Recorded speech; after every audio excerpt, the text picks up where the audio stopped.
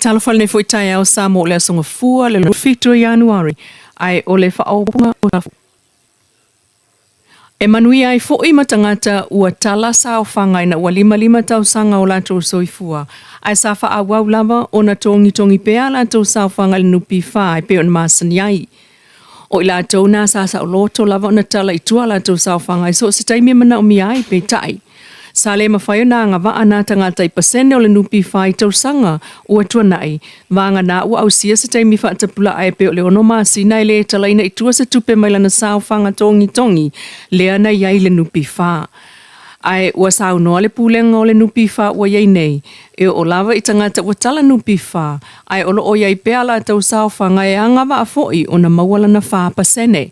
O le whapasene lea mo le au whaisao whanga uma, a le nupi whaua amatai nei o na tufa atu iana paanga i le aso lua fitu le nei o Januari lua o lua lima.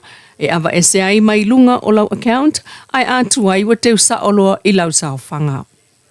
Nisi o tala tuli loa o le li leo talavou le fionga a tapua i pule lea na whaina le pulufana, i lunga o le ngā luenga i le whai ungo le vai aso, i si usenga, o lo tau fia pe il falma i tele mototua.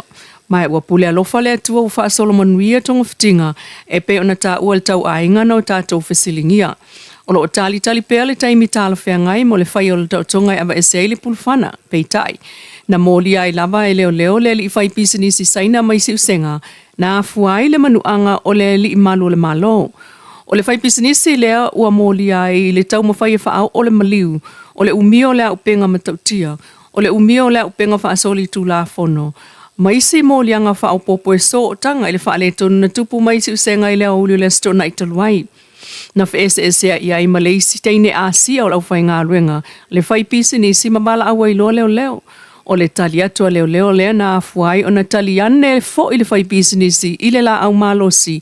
Ma toso ai lava le namata upu mai le au auli e pongi lava o tau whaafi le mu. Pei taina saunga le mu tangata na iai le whaloloa male lotoa vanga na ai le malu le malo lea na tau ai le isi pulu o pulu whana e 5 pesi le tufo ina whaapaa ane le whai pisinisi. O le vai aso fowea e ngā ruenga al whaamsinonga mai lo ai se taime tali ai le ali i ona mōlianga o tā uailunga. Ai o tā uwhiai i le vainga a leo. O moli mawina foi ele o le taimi mua le o savali ai e leo le alava whai pisinisi. O lo ta atia foi lo na tusi sai i mea tau i le loto i whale o lo na ainga. Ai o lea ua maua ai e leo. Ina ua tupua nei le whale tonu lea mai le whale o lo i si usenga na maua atu iai. E pe ona ta ua ele tātou paanga mai tonu e si lo fia le mata upo le li saina whai pisinisi. Ai o le malo lea na afia o lo whaatali pea se taimi tāla whenga iai. Mo le tonga fitinga e awa ese ai le pulu mai le itua ngā vale o lona ua. Ai o tā ua e lona tau ainga ua tala noa lava ma wha solo manuia. Tala nao nei tu la mai lau le tio Polynesia e manuia le nei tai au.